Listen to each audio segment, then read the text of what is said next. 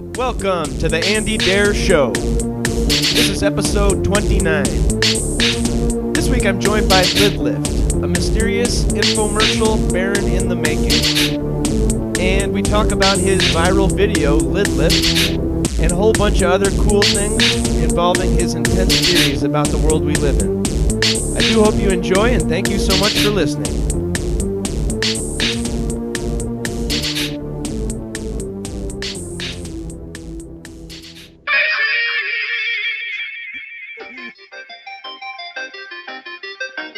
Welcome, everybody, to the Andy Dare Show.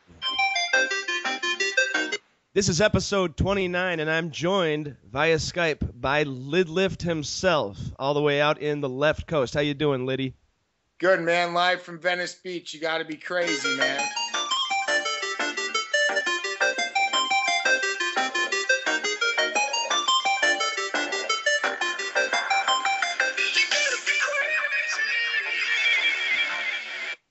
Nice. Yeah, we are broadcasting early morning on the West Coast. It's a little after 9. But, yeah, I appreciate you doing a little early interview. And, yeah, we go back. I guess we went to high school together, just acquaintances pretty much. But what year did you graduate, Liddy?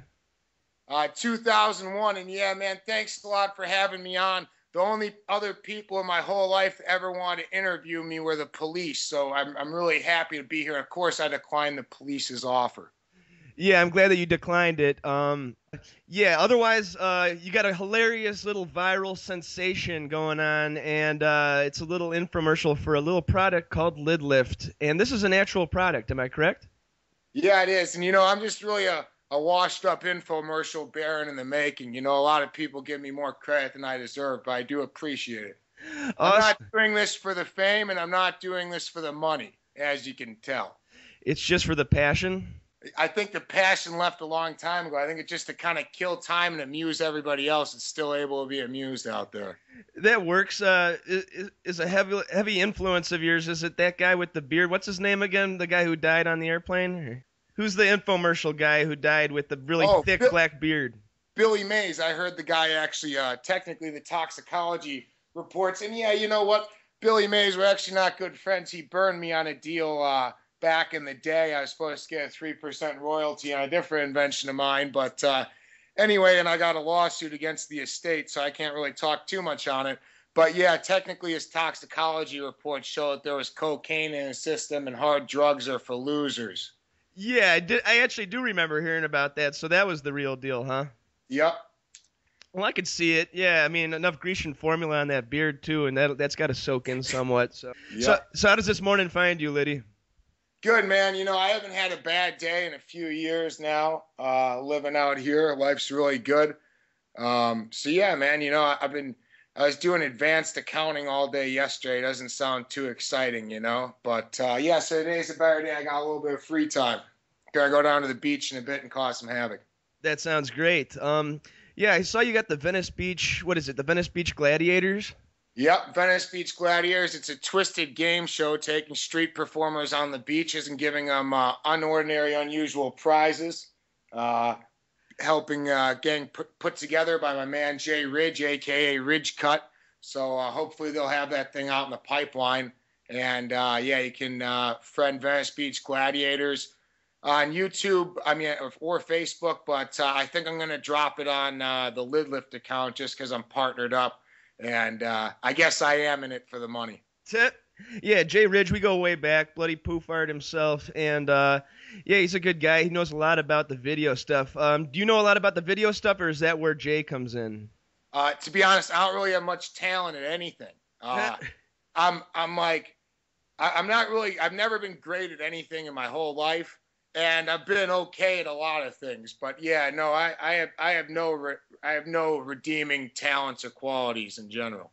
Wait, but I did hear that you were a pretty smart or gifted student or something. Is that correct? Yeah, that's what you know. You get some scores on standardized tests, and you know. But anyway, yes. Apparently, I'm not as dumb as I look. Awesome. Did those good scores on the standardized tests pump up your ego a little bit, or no? No, man, my ego is pretty much I don't know I don't know about my ego. I jerk off myself in the mirror on Tuesdays and Thursdays, but aside from that, I have no ego. Nice. So you're in Venice Beach, and I heard you went to Pepperdine. Is that correct? Yeah, I'm actually I'm getting my MBA at Pepperdine. Got a few more months left, about 5 more months, and then I will be a free man. And I mean, I wish we were doing this via video because I did have a ski mask on and glasses because I have to kind of conceal my identity now, being that I'm the Banksy of the infomercial world. That is very true and would have probably been a smart thing, but now you have total anonymity, so you're shrouded in mystery here. So, Pepperdine, Carolla was talking about it, I think, on the show a couple days ago, actually. Like, he said it's almost too nice of a campus. Like you're almost sending your kids to go to, like, a resort or something like that. Is that any true?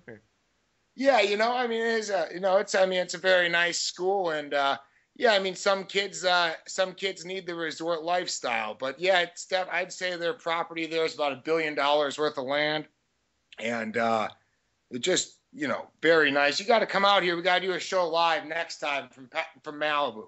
I would love to. Seriously, I need to go out there anyways to go to the Carolla warehouse too. I've got an invitation from his wifey, Lynette. So nice. So that should be awesome. But yeah, was it having such a beautiful campus? I heard it overlooks the the ocean and everything. Is that distracting or is it helpful when trying to pursue a degree? So the thing is, man, is these MBA schools, like right now I read on average about 200 to 300 pages a day. And I don't have to read every day. I'd say about 6 days a week. But, when you're doing that much reading, it's really nice just to go out on the beach, sit and do it. Of course, there's a lot of things that, you can't do on the beach, like Excel, because glare of the sun off the screen, sand getting in the computer and stuff like that. But yeah. I'll go out to the beach. I'll read a couple hundred pages, and I'd much rather be doing that than sitting inside. In general, too, I mean, the fact that you're dodging winter, I don't know about you yourself, but that month of February in Chicago, man, that thing ticks slow. It's miserable over there. Very miserable. Yeah, I had my car stuck in my driveway for 6 days that last huge blizzard we had. So. Right on. Yeah, my campus at the College of DuPage, it was really non-intrusive, meaning there was nothing else to do, so you kind of had to just put your head down and work hard. Hell yeah. Did you ever do any time at DuPage? Not College of DuPage, no. Oh, I got you. So you go to any comedy shows out there? What do you do for fun? Yeah, I mean, I got free comedy show blast.com. I go to some comedy shows a lot. I go to warehouse raves sometimes. Cool. I don't know. I love it. There's a lot to do out here. I hit the beach though for the most part. I mean, if I'm gonna take somebody somewhere out, these LA clubs and shit, I don't spend money trying to be cool, but the beach is where it's at. Oh, I love the beach. Even though I'm practically albino, I still go to the beach and just get burnt up and just take all the scenery in. And I remember for a couple summers there when I was chilling with the Fleecast guys, I'd walk them to their job, then I'd go to the beach for 7 hours, and then I'd go pick them up, and then we'd go hang out at their house. I was a bum for a while, but you got to put in those bum years, so you can appreciate when you have a little bit of success. So. Well, I have about as little as anybody, so I know what you mean. Oh yeah, no, but how about growing up in the Midwest? How much of a difference is it from being out there and enjoying yourself to dealing with those winters and just the different attitude of people out here? Yeah, you know what though, it's more. I think that as much as I like it out here and I love it out in California. There's plenty of people out here that are miserable, stuck in traffic, self-absorbed. They think they're better than everybody else. And, at the end of the day, we're all the same species. And it doesn't matter how much attitude or materials you have, your shit's still going to stink and you're still going to die like everyone else. And so there's certain things in life that we're inherently flawed that we have to get over with in our own heads and our own perspective. And then I think we could be happy anywhere. For me personally, the Chicago thing, I just spent such a long time in my life. I don't knock Chicago. The winters are brutal, but all in all, I need to head out west. This is where shit's going down, you know? Yeah, exactly. I think if you want to make it in the movie, well, I don't know if you want to make it in the movie industry, but if you want to make it in entertainment, it can't hurt being right next to where everything's going down. So. Yeah, I'm not really involved in the industry. Like I said, I don't really have any talent. But what I do like is I like it, aspiring artists like yourself with talent. And so I surround myself by those type of people out here. Cool. Yeah, and I think the punk or the podcast route, which just kind of sprung up about 2 years ago, 3 years ago, it seems like. I never knew what a podcast was. But yeah, I think it's just kind of like a punk rock do-it-yourself mentality. Like I don't have any, associate producer with a necktie on in the other room, like drinking Pepto-Bismol, worried about what I'm going to say. I just got myself. I edited it up, put it on the internet. Booyah, that's it. There's no cooking in the kitchen. It's just the real feed. So I think this is a really new and interesting and exciting media that a few of us out here are picking up, but I think we're still early in the whole, podcast movement. Do you listen to any podcasts? Or? Yeah, I do actually. I listen to one podcast each week by Hospital Records. Sometimes it's hosted by High Contrast. Other times it's hosted by London Electricity. That's spelled electricity with a KELEKTRICITY. And they're out of South London, Hospital Records. It's if you're going to put music, put a label in music, which I don't like, stapling a category to art. But if you were, they'd call it liquid drum and bass. And yeah, you should definitely check it out. People on there include High Contrast, New Tone, Danny Bird, and Logistics. Hospital Records out of South London. Cool. Yeah, I did check them out, and yeah, I had no idea they've been around all the way since '96. When drum and bass and all that liquid funk and stuff was kind of still coming up. And yes, they had Shapeshifter or a couple other people too.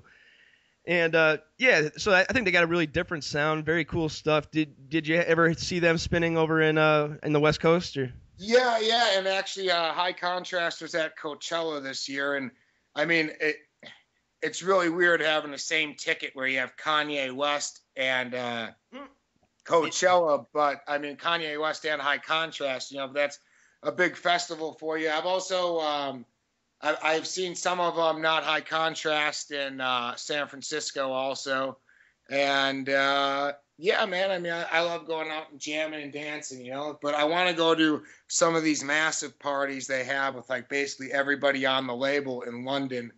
And I got to go out there and check that out sometime. Yeah, that would be sick. Go where the label is, How about anybody else in drum and bass? Do you like, that style of music? Do you like Aphex Twin or some of that stuff from the '90s, like Goldie? Yeah, I mean, I'll listen. I'll listen to anything, and yeah, I'll dance to it. As far as some sort of drum and bass, and again, I don't know what the right label is because all these people are in the same category, but very few of them sound alike, so I don't want to disrespect any of the artists, but more of like a tribal drum and bass, I guess, if you would, is this cat up-and-comer. His name's Zig Mortius, Zigmortius, and I'm pretty sure this guy's a time traveler from another planet. I actually had him out doing a set at Venice Beach, and you can check that out on YouTube, Zig Mortius at Venice Beach, and you can add Zig Mortius, be a fan of him on Facebook too. Awesome, that's dope. So you guys are a little bit friends, or? Yeah, I mean he's all right with me, I guess. I probably like him more than he likes me, but yeah. And then the guy that does his face paint and everything, I know too. Chris Cotto of the Cotto Brothers, crazy artists. Again, you can, Facebook them. Cotto Brothers Art, just nasty paint. Cool. Yeah, they hooked up with me on Facebook. Are they through like Mark of EU, or you know what I'm talking about? Yeah, of course. Everything under EU. That's another guy right there. They're about to drop a new video out on Tuesday called Road Witch. Really, really sick. And that's an own unique sound that I don't think will ever be duplicated. it's raw, it's rugged, Yeah, I like it. He's got it categorized as DMT punk on one of his pages, and I was like, man, that's got to be the only DMT punk band I know. But yeah, they're really interesting individual sound, and yeah, he's been over a couple times. We've jammed over at my house. He's a good guy. I've known him for a while, but yeah, they got a really interesting sound, kind of influenced by like industrial, like Ministry music, stuff like from the late '80s and stuff. And yeah, those videos are quite insane as well. I know he comes out there to shoot them. Was that? Did you know who shot those videos or? I know some of the people that are involved in producing it. It's a pretty intricate network that they use. In some of those videos, you'll even notice they have helicopter shots and stuff. So I don't know everybody involved in the process. Some of those videos are pretty pricey, but but nonetheless, the results speak for themselves. They actually invited me to a couple film festivals that they were entered to. We went to Hollywood Shorts. I never seen more plastic surgery in one fucking movie theater in my whole fucking life. But no, I had a great time. And they're actually, I think, up in Madison Square Garden. They're going to be on that film festival in New York, I believe, in December, too. So I hope they win it. That is sick. Yeah, didn't they take home an award at the Hollywood Film Festival? Yeah, they did. They didn't win the whole thing, but in the music video section, I believe they got second place.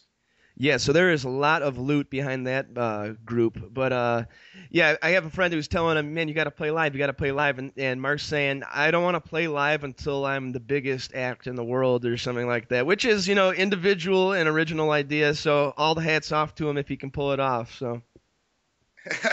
Yeah, no, they got to do a lot of shows, but that's part of the rock star mentality, I mean, he is the biggest in his world at what he does, On the other hand, he's the only guy around that does what he does, but that's why I love him. Exactly. He's got to be number one on the DMT punk charts. But exactly. You got it.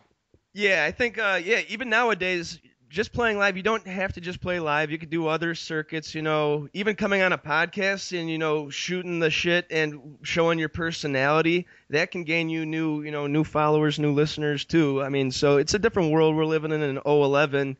How do you feel about social networking and how has that harmed or helped the world in 2011? I know it's a loaded question, but no, it's cool, man. I think it's a great question. I don't think it's loaded at all. I think it's actually as far as interconnectedness across the globe. I think we've more elevated our collective consciousness for it and been able to participate in many movements and have had exposure to things that we wouldn't have had before, i.e., Egypt, or knowing about in Iran them shutting down Facebook, and also I think we've been able to be have a higher awareness. Because of it. Now, before social networking was just internet, I felt like people and countries were all operating very much in, a non-cohesive or piecemeal process. And now I think that there's more of us being brought together. Now, of course, with every, advantage when it comes to technology, you can usually highlight many disadvantages or adverse impacts. And I think that at some point, maybe it's the generation, after the kids in high school, but basically people are going to walk around their whole lives with their life being recorded and anybody being able to watch it. And so, yeah, right now we're having fun with it, trying to, maybe pick up chicks we used to, hang out with in high school and shit, but it's going to be at the expense of future generations being monitored, documented, and analyzed. Yeah, very well put, man. I totally agree with you on that. And something that you don't think about is if you're a celebrity or anything, don't ever try cheating or going out to a bar with a random girl because everybody's got a phone, everybody's got a camera now. So there is really no privacy even in 2011. I wonder how it will be in 2021, Yep. And speaking of the future, sometimes I start thinking 10, 25 years out, I wonder if we'll even still be United States then, but that's a whole different story. Yeah, that would be an hour worth of discussion here. I just had to grab myself a drink of hemp milk from Trader Joe's, dude. I'm telling you, at Trader Joe's, you got to start shopping there. I'm sure you already do. Oh yeah, actually, when I was out in the LA area in about 2000, that was a new thing, and we didn't have it over here. But then they just started coming, about 8 years ago. So they're all over. They're in Westmont. They're all over the city too. So it's good Nice. stuff. So Oh yeah. all right, yeah. So we're back with Lid Lift, and I wanted to ask you, yeah, my high school reunion is coming up. Selecta.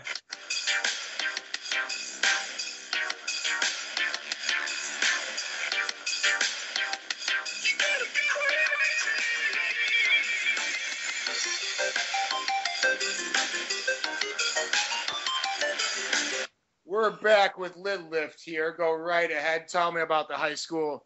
Yeah, reunion. well, I just got this thing about the high school reunion. It's going to be 10 years. I guess I'm a year younger than you, and I don't know. I'm not really looking forward to it. I don't know if if I've been away long enough to really miss the place. How do you miss the I'll just say our high school? Yeah, and sorry, we really ruined that bit by me talking over you. That's what happens when I get back. I'm jumpy. Oh, no problem. Whatever. Do I miss? You got to be crazy. Of course I don't fucking miss that place. But I'll tell you what, we must be in the same grade because my 10-year reunion, I believe, is in right now this November, huh? Well, I graduated in 02, so maybe my thing is just so far off that they're just getting so preemptive about it. They're talking about it a year before. Because, yeah, I graduated in 02, so I'm 1 year younger.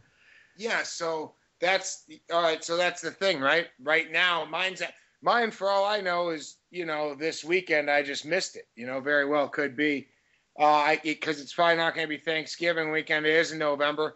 At one time I really did have. I wanted to go just to kind of fucking fuck with some people and be a jag-off bully, kind of like how I was in high school.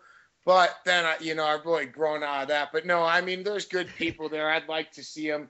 But, at the end of the day, the people that I'm close with, I'm going to talk to. And all these people are, riding off in the sunset, getting married. I don't want to, and I don't really want to hear about a lot of these people's lives, Yeah, no, they're kind of on the periphery for me, too, as far as my interest goes. In terms of high school, I was always going more for fucking, the ass and grass than the entire class, Yeah, no, I understand for sure. I'm so surprised I made it to the end there, and so I saw the light at the end of the tunnel, and I just put my head down and made it. But it wasn't without a lot of trying, though, on my part.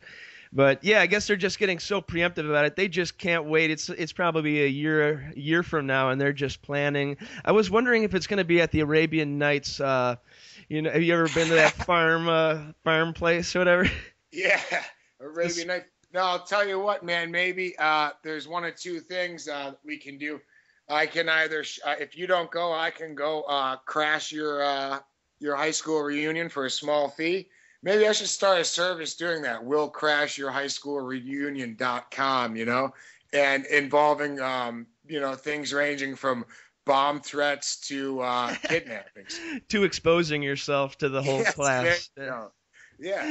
No, that would be a great idea, dude. We're business here. We can each be partners. I'll work the West Coast. You can work the Midwest, and we'll find somebody on the East Coast, and we'll take care of this shit. I love it. Yeah, break into the Arabian Nights on a horse, exposing yourself. That would be great.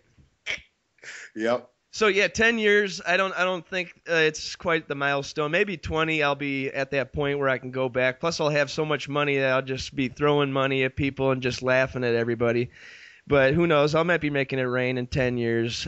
With the rate this podcast is going, episode 29, and it's been 1 year. I'm excited to see what the future holds for me. And I keep an optimistic viewpoint, and I think you do too. Am I correct? Yeah, absolutely. If I wasn't an eternal optimist, man, I wouldn't even be here anymore. I'll tell you that. Yeah, no, it takes a lot to, just persevere and keep your head down and work through any of life's trials and tribulations. How about the trials and tribulations you dealt with going back to the Lid Lift infomercial? How was the filming of that, and could you explain it for my audience, please? Well, so the best way first you have to watch the Lid Lift infomercial. You can go to YouTube, type in Lid Lift infomercial. You can also friend on Facebook, first name Lid, last name Lift. Can also start dialing, start smiling. Give me a call at 630-915-1880. Never touch a toilet seat again. But anyway, the Lid Lift. So here's the deal. It's an adhesive toilet seat handle. You know, people pee all over toilet seats. You got Staphylococcus, Streptococcus, the whole 9 yards. You don't want to touch it. The things are filthy. Then you're going to go eat a meal. You're going to fucking think that some of this, soap's going to wash your hands off. Are you kidding me? You touch piss. You think that's somebody else's piss or shit, their feces, their microorganisms. You think that shit just goes away because you take some fucking pink shit out of a shitty soap dispenser and wipe your hand with one of those crappy-ass brown towels, then go touch a door handle. And there's a new one coming out on the way. Or touch those nasty dryers where you punch the little metal button, Those things are filthy. They're absolutely fucking filthy. And there's a new one on the way. It's called the Door Dino, and it looks like a little plastic dinosaur that hitches on the bottom of your door. So you just nudge it with your foot. You're going to have to kind of see the whole design to understand it. And then you can open the doors too, especially toilet stalls and things like that, not house doors, I mean, well, you could do it, but you don't want it's for the things that don't have the twist. So it's more of a accompaniment package. It's going to be the next Lid Lift infomercial is going to get thrown in with it, the Door Dino. And it's good for the stall area. I'm going to start pitching some package deals to hotels now. I've had some interest from both Marriott and also the Luxor in Las Vegas on putting in Lid Lifts in their whole place. So awesome. That is really cool. And so instead of kicking these doors, really awkwardly, you'll just be able to do it with an easy just tap of the foot. Yeah, you'll be able to tap it with the foot, or even if you're drunk and pissed off, lost your ass at Luxor, you can kick off the dyno, and then they'll have to buy another one for me. Yeah, that works. A little Chotsky just to throw in there is because the one thing about the Lid Lift infomercial is there's, you get the thrown in freebies that are only extra lid lifts. I didn't have a second product that was worthy, and the Door Dino, I just think it's kind of funny. It's got its own little thing. But no, it's no lid lift, that's for sure. The one and only, often imitated, never fucking duplicated. So when's the Door Dino going to be impacting the streets? Are we looking at next year? Or? Yeah, that's going to be an 012 thing. And I'm going to also be doing some end of the world infomercials around then too, as far as, panic supplies and all that. Really feeding off that Armageddon Day, trying to make a buck off that the American way, That is very awesome. Any of that shit, but when you see my infomercial, you're gonna think I'm a whacked out maniac who thinks the world's end. In a couple months, we'll have Anne Frank sirens going off, thunder, lightning, gunshots, the whole thing. You'll be shitting your pants. We'll be playing that fucking 24/7 on the internet, and also be buying some late night time slots on local TV just to scare the living shit out of people. And we're also gonna try to get into selling some bunkers too, the business Bunkatech, via the feedback from the direct response marketing and selling the panic supplies or relief kits. So yeah, we got infomercial things, busy years ahead. We're talking about the Lid Lift infomercial, and just celebrated 10,000 views. Anybody else on YouTube that's really, causing a sensation that we should check out?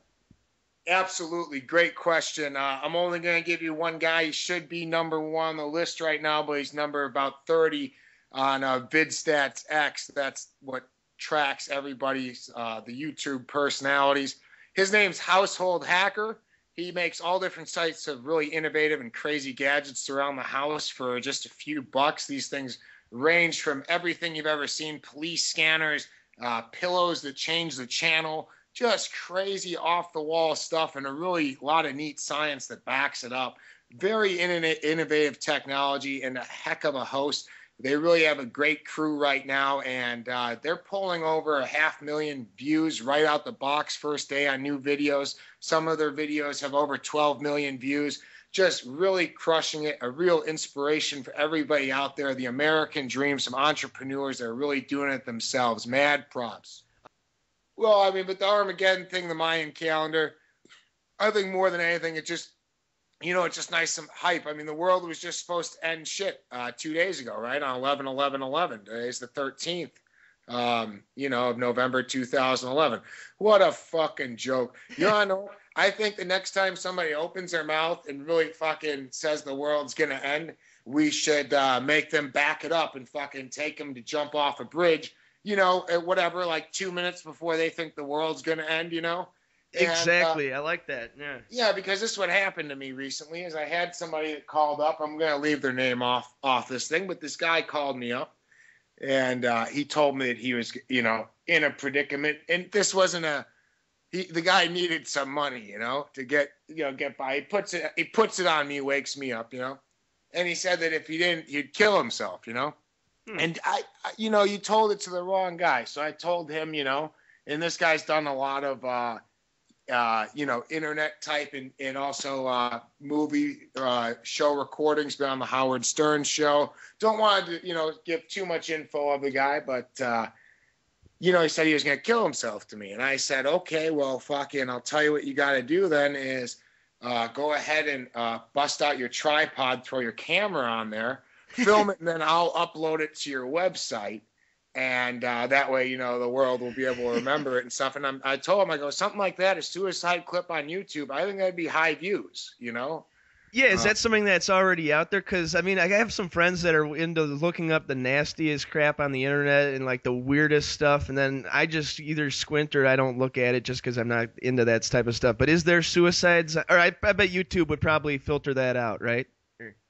Yeah, but I mean, it'd probably take a little while for them to catch it and filter it out. I'm sure there's a lot of mock suicides on there. I don't know what the technicality is because in a lot of states, actually, suicide is still considered illegal. I don't know why they have a law against it. But anyway, and I would also say that on YouTube with the suicide shit, yeah. Technically, I think you could probably throw some mock suicides up there, but yeah, having suicide be legal is like Plaxico Burress going to jail for shooting himself in the leg at a club or something. It seems like the punishment's already been received, Yeah. Seems. But okay, so we got the new stuff coming next year. Anything as far as like a website for putting all this content together, or are you just going to stick with the social networking? I do have other websites for other things that I do. One you can check out is bottledwaterboycott.com. There's no reason to ever buy fucking bottles of water. My website will tell you why, but real quick, the shit goes in the back of trucks. It's heated up through the desert. Antimony trioxide leaches out from the bottles into the water. That water you drink. The stuff's way overpriced. There's a video on my website about it. Bottled water has a markup of, 2,000%, 20 times what it is. It's horrible for the fucking environment. The bottles are made out of oil, so not only are you supporting people who put holes in the ground and extract all the water, but you're also supporting the oil companies, which make the fucking plastic, and the fuckers that have to fill up the gas to the pickup trucks and semi-trucks to drive the shit across the country. So it's a lose-lose situation all around. It's a fucking bad deal. Bottledwaterboycott.com. Fuck you, Nestle. You, Ice Mountain. You guys all fucking suck. All right, my respect for you just went up like 1,000,000% because I've talked to people before. I have never personally bought in a bottle of water. I'll buy, a bottle of soda and then I'll fill it up with water and then drink that, refill it up, for 2 weeks. But, never bought a bottle of water. Thought it's just ridiculous, kind of. I always actually prefer tap water's taste, even. So, yeah, my hat's off to you, Lidlift, for that idea. Especially in the Midwest. Yeah, that website's up and running. You should check it out. It's good. But especially in the Midwest, you have some of the best water in the world. Unlike L.A., I mean, in L.A. out here, I have what's called a reverse osmosis machine, which takes the water and breaks it out. It's kind of like the Bible reference how Moses parted the sea into two. That's what they were talking about was reverse osmosis. But and then it runs through an alkaline machine after that to kind of raise the pH level. But anyway, that's a whole nother story for a whole nother time. But yeah, you have great water out there, way better than any of the shit you're going to drink out of a bottle. Yeah, I find it ridiculous. There's also something called yuppie mouth. They've coined the term for. So this is everybody with a, newborn kid on the way, and all you ladies that are going to be mothers in the future. If you raise your kid just on bottled water, when they get that second set of teeth that grow in, those things are fucking weird looking because there's no nutrients or minerals or anything. I'm not saying fluoride in the tap water is the right answer. I'm just saying bottled water is the wrong answer. I prefer mineralizing the stuff, putting through an alkaline machine myself. But, I'm anti-fluoride also. But if you got to do one or the other, definitely go with the tap. Yeah, but a Brita machine, is that what it's hyped up to be?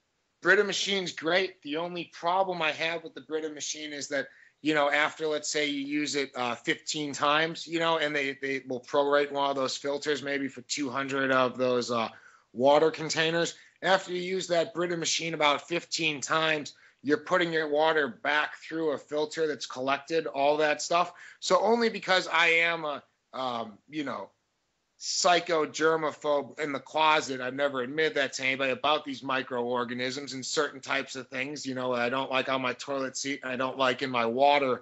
I am more anti it than most. Reverse osmosis machine can be bought off eBay from anywhere from $100 to $200. This equipment used to cost thousands and thousands. It's actually so pathetic that we have cholera and things breaking out in other countries in the water because nobody will even spend $100, and that's on a single unit to buy one. I mean, it's a ridiculous. There's thousands of people that die every day because this globe's too fucking greedy and cheap to even hook up people with water. And remember, at the end of the day, we're over 90% water. That shit really matters. That is so true, and that's very interesting, actually. Yeah, that's intense. I'm not going to do the plugs. I already did those first. But I got to say, it's a brave new world with schoolgirls dressed like strippers and strippers dressed like schoolgirls. And if you want to talk politics, I say in 2012, vote Ron Paul. But personally, I'll be too disenfranchised and lazy to vote. And a couple things about time really quick that don't make any sense, and it's a subject that we all share, is, they say time always ticks at a constant rate on the clock. I think that's bullshit because as humans, we never perceive it as a constant. We either have too much and are bored or too little and in a rush, just like how you have to get off this call soon.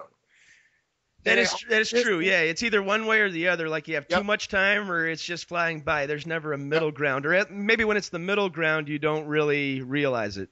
And then here along on this fucking time thing that will make your brain avoid the more and more you think of it. If you think back to the 90s, okay, everybody remembers the 90s. And how about the 80s? All right, yeah, the 80s. And then like I read in history books about a few hundred years ago, okay, I remember that.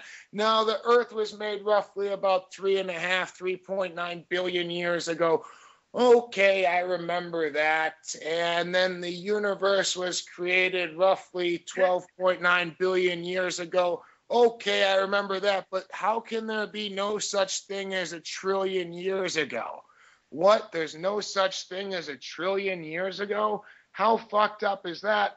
That we have trillions of debt in this country. We have $15 trillion of debt, and that's so much big a fucking number. There's no such thing as even 1 trillion years ago. It doesn't make any sense. It voids out my mind, but yes, according to everything we know in science, there's no such thing as a trillion years ago, even though there's 13.9 billion years ago.